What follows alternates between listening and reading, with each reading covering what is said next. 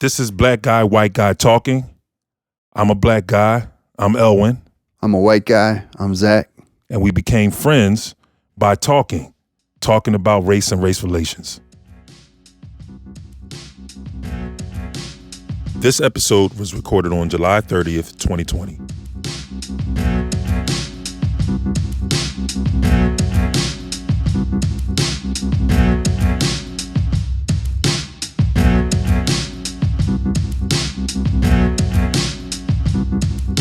So we're talking about housing here, and I think it's fitting to start with what we call the Great Migration. It was the movement of 6 million African Americans from the southern states to the northeast part of the country and to the Midwest and also to the West.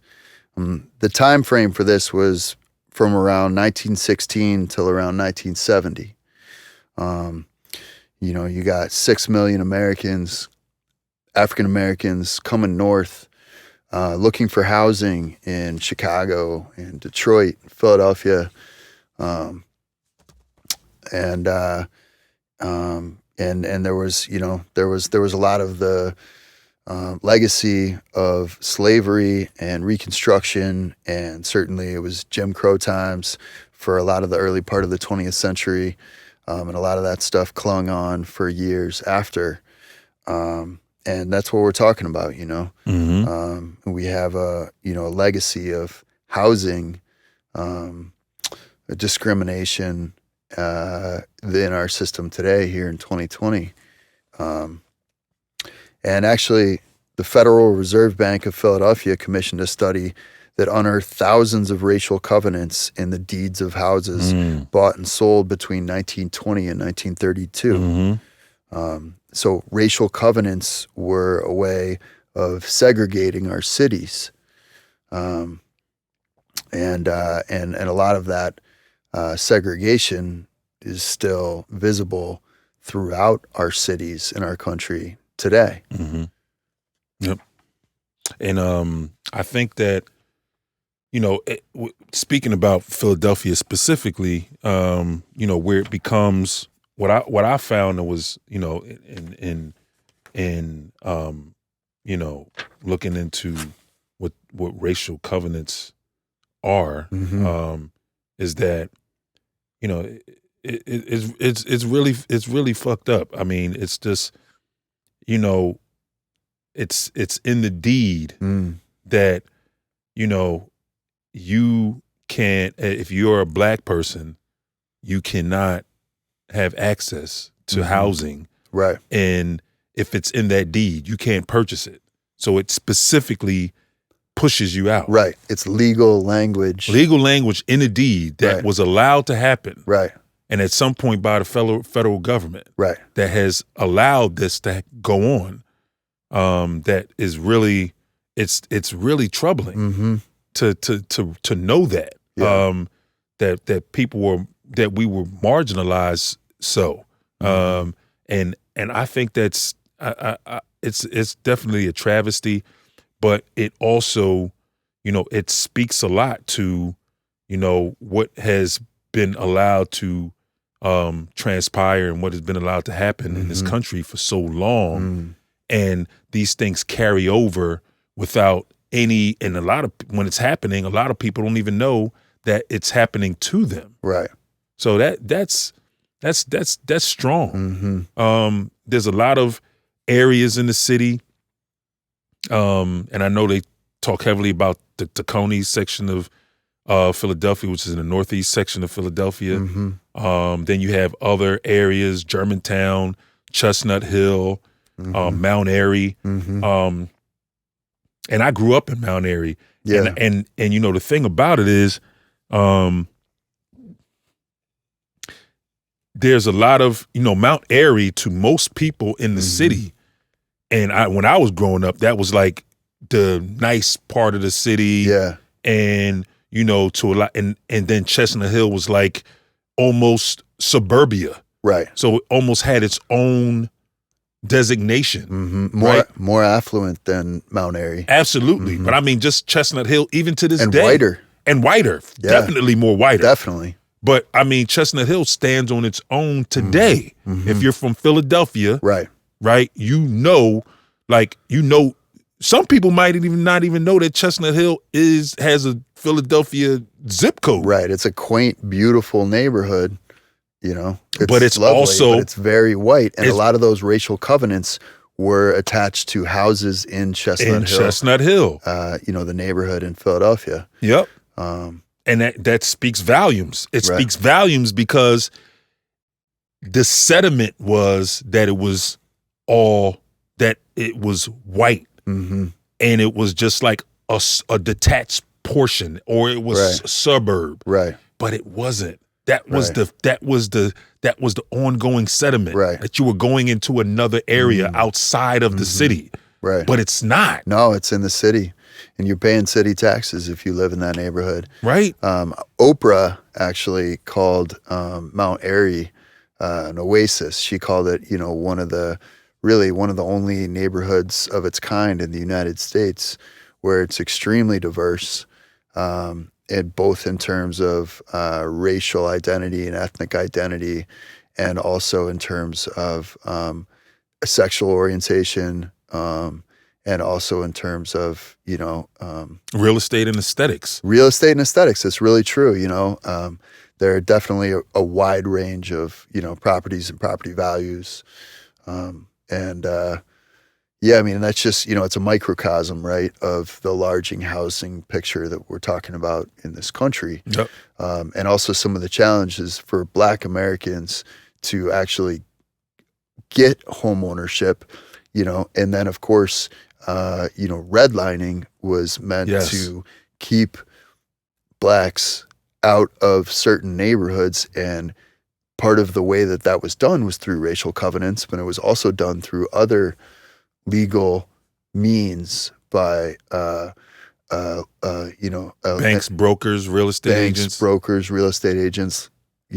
They all work together to make sure that this, and then it became a part of, it became a part of the law of the land. Right. Whereas though, it's like the designated boundaries, right? So you have the boundaries that are not like, physically carved out. Then you have you have the unsaid boundaries, right? But with redlining, it was definitely physical boundaries, that were a key part of the lending process, right? And just in terms of race playing a role in housing, I think of a story that my mom told me about when she was living in Boca Raton, Florida in 1964. And she was living with her, my mom's a white woman. She was living with her white husband in this place.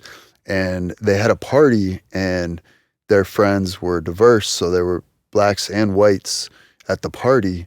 And then they weren't, I think they came to the end of their lease, and the owners were like, no, you guys got to go. This is not acceptable, because at that time, and I don't know the current situation in Boca Raton, Florida, but there was the white side of the tracks and the black side of the tracks. That is a very common phenomena, in this country. In cities and little towns all over the country, because we still have and live within this legacy of racial separation and segregation that's built into the infrastructure. It's built into the institutions that we live within. And so it's something that we deal with today, whether we're aware of it or not. And it's something that I think it's something that we either consciously or subconsciously accept.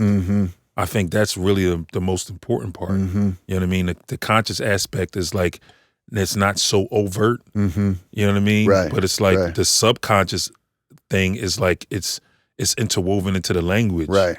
So it's like the language becomes the major thing, right?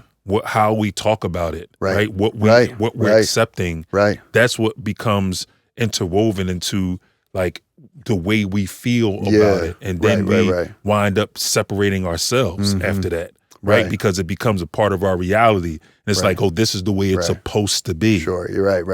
You know I mean, I remember, just thinking about the way that manifests in a personal level. I remember a few years ago. Right after I became a homeowner for the first time in my life, I had a friend an African-American friend, and she was looking for housing.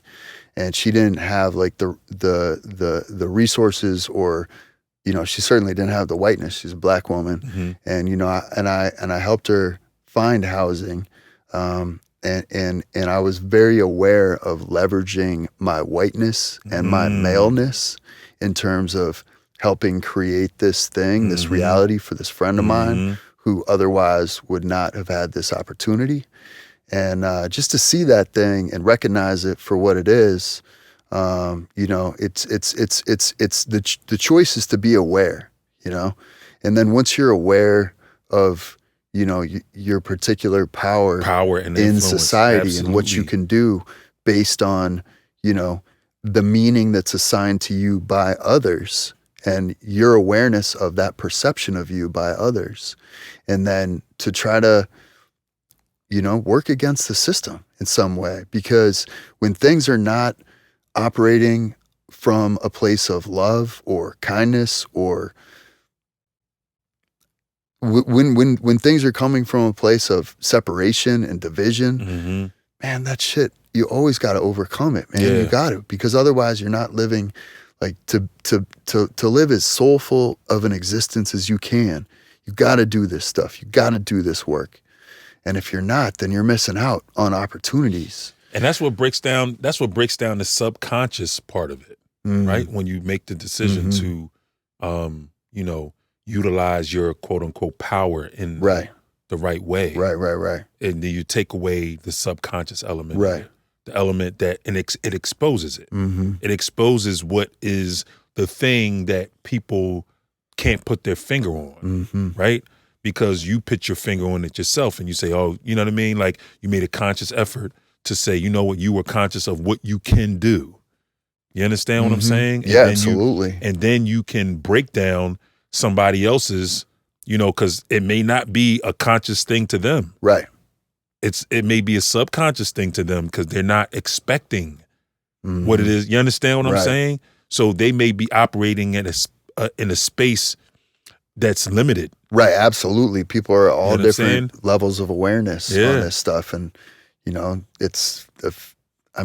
can't assume that anybody understands anything that they might not necessarily understand. I think, just to bring it into like the lens of now and, the Trump administration rolling back, President Obama's 2015 housing rule to support the 1968 Fair Housing Act.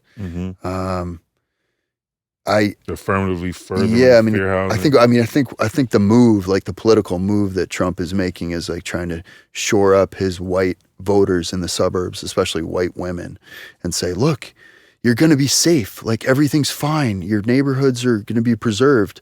Don't worry. Vote Trump. Right.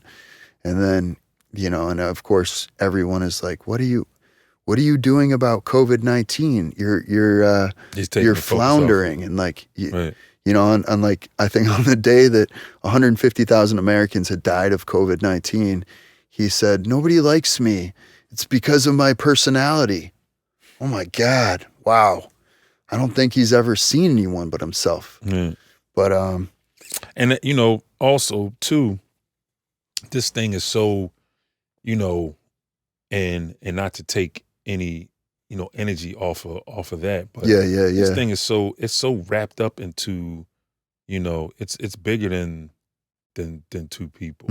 It's so much bigger than that. Right. You know what I'm saying? We're dealing with a lot of, like interconnected issues. Yeah. Simultaneously. Right. And I think part of the problem with politics, and I can't truck with politics too much. I just get a little sick of the whole thing. But I feel like it takes away a lot of the substance sometimes, because you just have these characters playing these games, like, levying for position and for, when there's a lot of millions of lives involved. Right. And right. I mean, and now Trump's like, we gotta push back election day. That can't be November 3rd. Let's make it, let's push it down the road, and then also undermining the post office at a time when we need mail-in elections, because, we're in a global pandemic, and this is my first global pandemic. Yeah, mine too. I know it's everybody else's too, right? Unless you were alive 100 years ago, And so, a lot of us are going to vote by mail, and for good reasons. And then what? The post office might not survive. How convenient is that?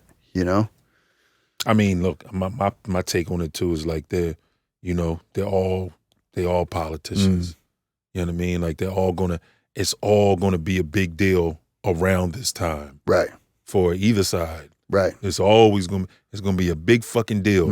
At the end of the day, right now, maybe, I don't know, 4 years ago. Right. Or 4 years before that. Yeah. It would have been different for me. I've been looking at this thing a little bit. Right. I've probably been more keyed into the bullshit. Yeah, no. But not right now. Yeah, no. Like not right now. No. I'm not really keyed into this shit. I'm like, yo, it's becoming a little redundant to me at this point. Absolutely redundant. And I'm like, I'm so even more over it. Every election year, I get so sick of the rhetoric. Yeah. Of the bullshit. Yeah. But right now it's like compounded. Right. Right? Because of the state that we're in. Like, and also, I mean, it seems like, there's a lot of people who just want to keep people divided. Keep people bashing into each other, Oh yeah, send federal agents and just bring plenty of tear gas. Make sure they got their batons, Right. Let's do this thing, right. Let's stir everybody up, huh? Yeah, come on, let's stir them up, Nobody's riled up enough, so let's get them a little more riled up. Yeah. Come on now. It's obvious that it's about, it's control. It is. You know what I mean? Like it's all centered around control. And I think, what we need to realize as the people is that we are the ones in control ultimately. Mm-hmm. The separation is what we're talking about. Right. We're talking about opposite sides. We're talking about one side and the other side. Right. And then when you hear something like, hey, they're good people on both sides, Charlottesville. Yeah. Yeah. Come on now. Really? Right. I like the guys in the white robes too. They're pretty nice, Like I listen, I don't like. I'm not trying to say, I got you, bro. But I mean, they're regardless of the level of awareness, there is white supremacy, infiltrating the highest levels, of office. It is, and it's not to say like no one's saying this is like a grand scheme on the part of so and so. No, like we talked about before. Yeah, people are complicated. We're not trying to talk about any kind of like, there's no fall guy. This is a complicated world, and it's full of complex human beings. Yeah, and ultimately, I'm not interested in casting judgment on others. Right. Because why? Well, that's what kind of that's kind of what it led me to feel like Trump was doing with this situation, like casting judgment on others, and it's in an indirect way. And when he sent out that tweet, and it says, "I'm happy to inform all of the people living their suburban lifestyle dream that you will no longer be bothered or financially hurt by having low-income housing built in your neighborhood. Right. Your housing prices will go up based on the market, and crime will go down. Right. I have rescinded the Obama-Biden AFFH rule. Enjoy." So, enjoy. Yeah, like enjoy. I also made you this really delicious dinner of hamburger and ketchup. Eat it now. Right. And vote for me in November. So, keep your mask off. So to me, it's like it's a lot with that. And like I said, I don't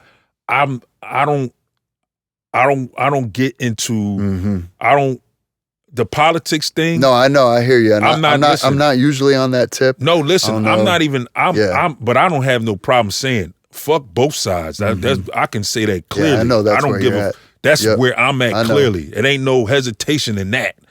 You understand what I'm saying? Like, that's really what this is about for me. Right. But, you know, because that's the division. And for me, I'm gonna vote for Biden because I don't want Trump to be reelected. Right. But I respect where you're coming from. You know? I'm not saying voting for either one of them. Right, I know. Okay? Right. So that's my position. And I actually think we're going to get a lot of comments about that because, I mean, That's a lot fine. of people, You know what I'm saying? please So write us. So my thing is, you know, fuck either side. I know I know people say, oh, you know, if you're not voting for one, then the other one's getting in. You know what I mean? At the end of the day, you know, my overall goal, my feeling towards it is I am on the side of the people that have been marginalized in this country that look like me. And until that is brought up in politics, then I'm not going to be akin to any of those parties because they don't address the things that pertain to me and my community. Right. That's what it is. I hear you. So I don't until they say that, until they stop dodging around the fucking issues that are right in front of their faces. I don't have anything. I don't have any involvement. I don't give a fuck who has anything to say about it. Right. That's my position on it. And I feel like, you know, part of the thing is, you know, I'm not interested in changing your mind about that because I respect your position on it. Yeah. But I know a lot of people who want Trump to lose would argue against your position. And they do all the time. I'm sure they do all the time. But like, that is not the heart of this connection, is us trying to change one another's minds. Absolutely. No, because when you're having a good conversation, you actually listen to the other person and respect their position. You don't try to change them. Absolutely. I'm not interested in changing your mind. Absolutely. Or anyone else's. Absolutely. I'm interested in digging in. That's absolutely. Expanding my own consciousness and, you know, possibly the consciousnesses of other people along the way.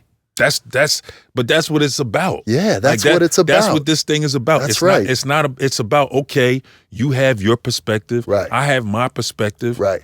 Just because we have differing perspectives doesn't mean that one is worse or the other, or one other person is bad or the other person is good. Right. It just means that we have differences. Yeah. And they're to be respected and actually can be built upon. And it can definitely be built upon. You know what I mean? And it's also like it's part of the dynamic. I mean, to be actually to come from a place where I feel like so much of the discourse in the United States and in America, in our country right now, so much of the discourse is just people shouting at each other. Yeah. Shouting at each other and jabbing at each other and not actually listening to one another. Absolutely. Nobody's slowing down. Everybody wanting to just speed everything up as much as possible. And when you speed up and you're going super fast, that might be fun. It can be fun, definitely. But you're also missing a lot. Yeah. I mean, it's you're gonna miss a lot if you don't communicate, right? You what do you gain if you're engaging and you don't, you know what I mean? Like, if you're not the effective communication or the communication, like the solid communication is the foundation. Right. That's the springboard for all of this shit. Right. Like it doesn't matter. We can always grow from that. Right. It's about progress and growth. Right. Right. So, but the end goal is contribution. Yes. Absolutely. So we can't contribute if we're not growing or progressing, and that progression comes from the conversation. Right. Absolutely. Right. Right. So we can't contribute. We can't figure out a solid way to contribute. Right. Right. Even if I did, to be quite honest with you, if I had a chance of changing my mind, it wouldn't be by somebody coming up to me saying like, fuck you. No. You know what I mean? You're wrong. You gotta, that's not how it's gonna happen. Right. How it's gonna happen, if it was gonna happen, is if somebody is saying, okay, this is how I feel. And I hear what you're saying. I respect how you feel, but this is how I feel. You know what I mean? This is my position on it.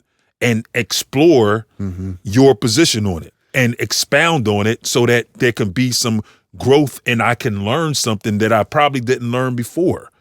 Right. You know what I mean? As opposed to just shouting out like and whining. And part of it too is the context for it is that life is short. Yeah. Okay. We're only here for a little while. Yeah. And we don't know how long we're here for. We could both be shot and killed tonight. Yeah. I mean, we hope not. But like we're not guaranteed anything. Nah, at all. Does that mean don't plan for the future? No, you should still plan for the future. But at the same time, like you got to be invested in your present moment if you're going to actually take advantage of the life that you have to live, because this is what you have now. Absolutely. And talking about, seizing the moment, getting back to what Trump said, he's trying to uphold this, and repeal this act. Yeah. So that, it doesn't allow low income housing to exist in suburbia. Well, what about the flip side of that?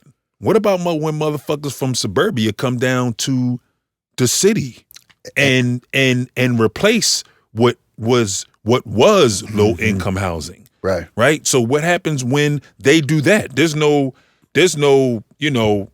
nothing to be gentrification. That's what that is, right? So what is the opposite of that? Right? So you're trying to get that removed. The opposite of that is white flight. So in order to maintain the status quo of these neighborhoods, right, this is what he's doing. So as opposed to leaving as opposed to the white people in suburbia that they're saying, you know what, I'm making a big stink out of this low income housing. Yeah. Right. And which is probably going to, which historically translates into white flight in the form of, like right now, but in the form of black people historically going living in white neighborhoods, so to speak. Right. I mean, yeah, especially right. So, I mean, you have a whole system of like, let's say, houses that are all relatively, I don't know, say like $100,000 for all these houses. Yeah. And and these are suburbs. Everything is one story. You have a lot of strip malls. You have, roads running through, connecting different areas. This is much of America we're talking about. Yeah. And then you have in that neighborhood, which is very homogenous demographically, with very white, you have maybe a possibility of some, multi-use housing or some, kind of a giant apartment building going in, where you might have a lot of people, maybe a lot of people of color moving in. And, the idea is that the white, happy, unaware that they're white community in middle America says, look, like we don't want all these people of color moving in and living in this housing structure that's just been built because the federal government said it's mandated and it has to be built. Right. And let's be clear too, not just people of color, because there's a lot of poor white people. There's a lot of poor white people, absolutely, that live in suburbia, right, and in these situations, right, as well. Like it's probably more, and I think probably there's more racism among people who maybe are in a slightly lower income bracket. And that's not to say that if you're in a slightly lower income bracket that like you don't have all the capacities of, I mean, we're all human beings and we all have incredible potentialities, I think. But like, yeah, there's poor white people, there's poor black people, there's, but at the end of the day, what it comes people down to is tops and bottoms, right? Yeah. That's what he's talking about. Right? He's talking about displacing the bottom and getting it out of that situation. Like, it doesn't need to be there. Right. And like I said, but the arrogance of that is what does that equate to when you come to, I don't know, where we are now, right, South Philadelphia. Right. Where you go now, what does that equate to when you go to Northern Liberties? That was like North Philadelphia. Right. You understand what I'm saying? Where is that when you go to, I don't know, Brewery Town? Right? Like it's the same shit.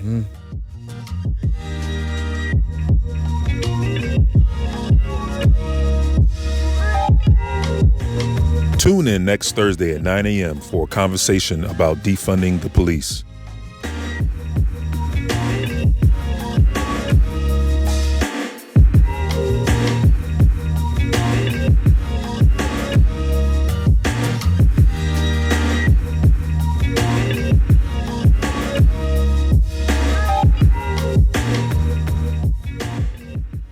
As a disclaimer, Zach and I don't pretend to speak for all white or all black people.